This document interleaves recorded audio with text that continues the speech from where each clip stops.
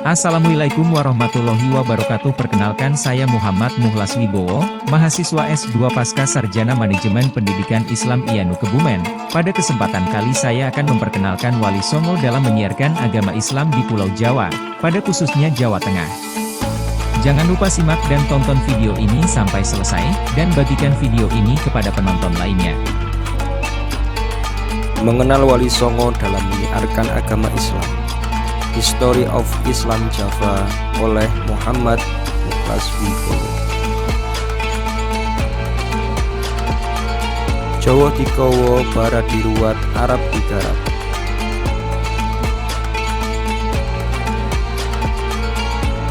Sebelum kita membahas Islam di Jawa, terkhusus Jawa Tengah, ada beberapa unsur dan cara digunakan para saudagar Arab dalam menyebarkan agama Islam di Nusantara. Secara umum, masuknya Islam di Indonesia, Nusantara adalah melalui jalur perdagangan, pernikahan, pendidikan, akulturasi budaya. Berikut penjelasannya. Islam diperkirakan masuk di Indonesia melalui jalur perdagangan sejak abad ke-7 hingga abad ke-11.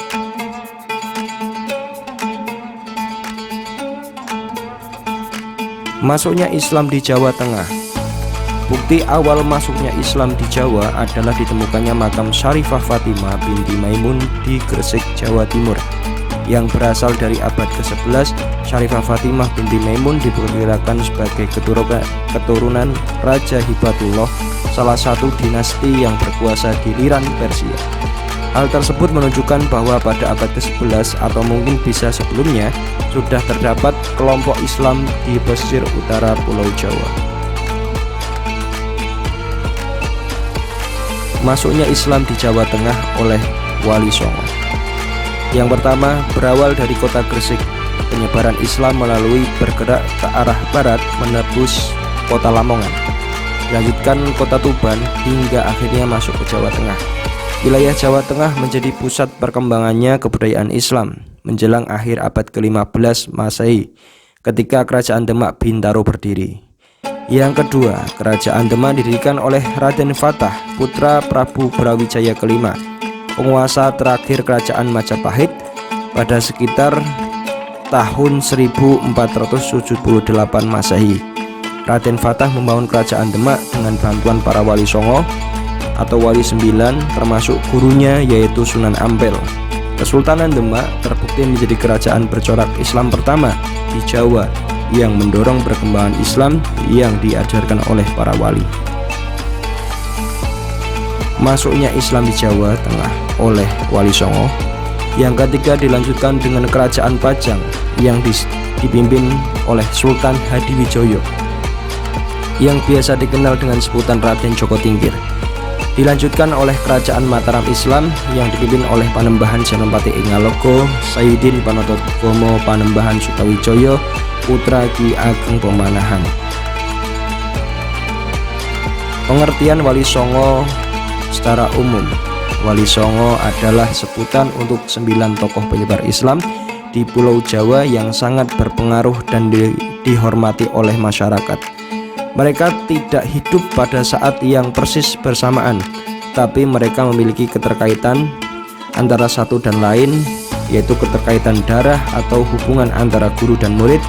Mereka juga memiliki karakteristik dan metode dakwah yang berbeda, sesuai dengan latar belakang dan kondisi daerah mereka yang hadapi.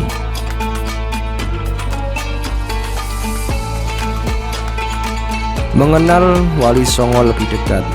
Yang pertama, yaitu Sunan Gresik. Wali Songo yang pertama adalah Maulana Malik Ibrahim atau bisa disebut sebagai Sunan Gresik.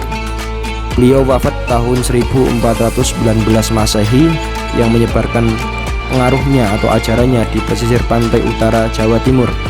Ia dikenal sebagai wali kutub atau pimpinan para wali. Ia juga dikenal sebagai penyebar Islam yang ramah dan santun serta mengajarkan nilai-nilai tasawuf.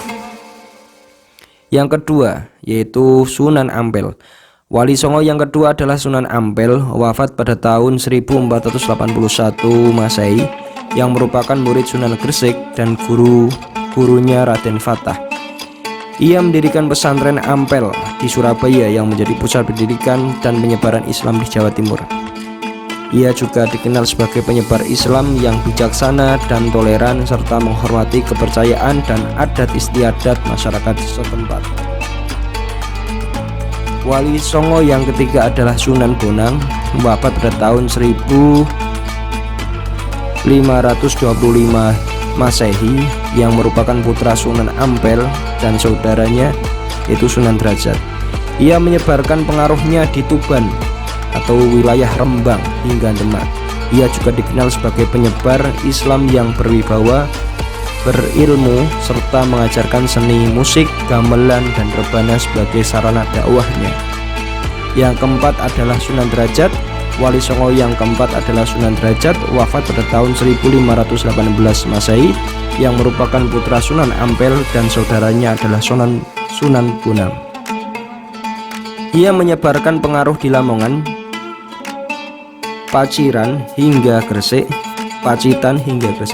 Ia juga dikenal sebagai penyebar Islam yang zuhud dan sederhana serta mengajarkan seni pertanian dan kebunan sebagai sarana dakwah.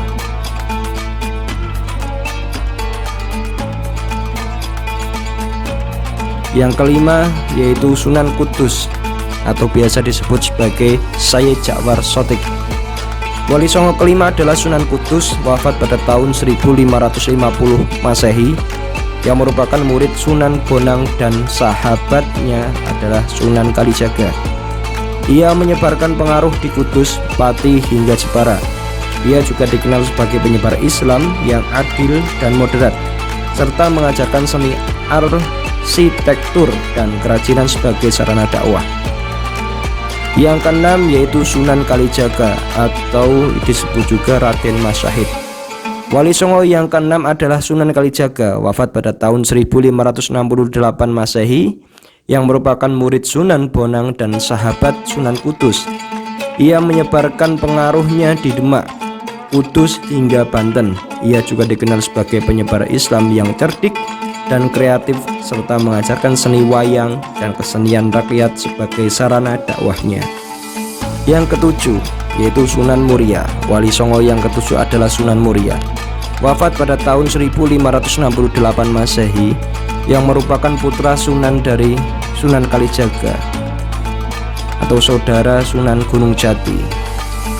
Ia menyebarkan pengaruh di Muria Kudus. Ia juga dikenal sebagai penyebar Islam yang sabar dan rendah hati, serta mengajarkan seni ziarah dan doa sebagai sarana dakwah.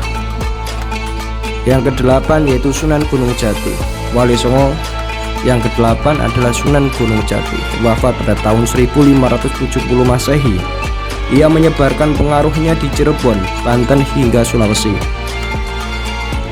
Ia juga dikenal sebagai penyebar Islam yang gagah berani dan berjiwa besar, serta mengajarkan seni perang dan pelayaran sebagai sarana dakwah. Yang kiri, Wali Songo yang ke-9 yaitu Sunan Giri, wafat pada tahun 1585 Masehi, yang merupakan cucu Sunan Gresik dan murid Sunan Bonang. Ia menyebarkan pengaruhnya di Gresik, Madura hingga Bali. Ia juga dikenal sebagai penyebar Islam yang alim dan takwa, serta mengajarkan seni ilmu pengetahuan dan filsafat sebagai sarana dakwahnya. Thank you. Terima kasih telah menonton hingga selesai. Jangan lupa like, komen, dan subscribe. Sekian dari saya. Wassalamualaikum warahmatullahi wabarakatuh.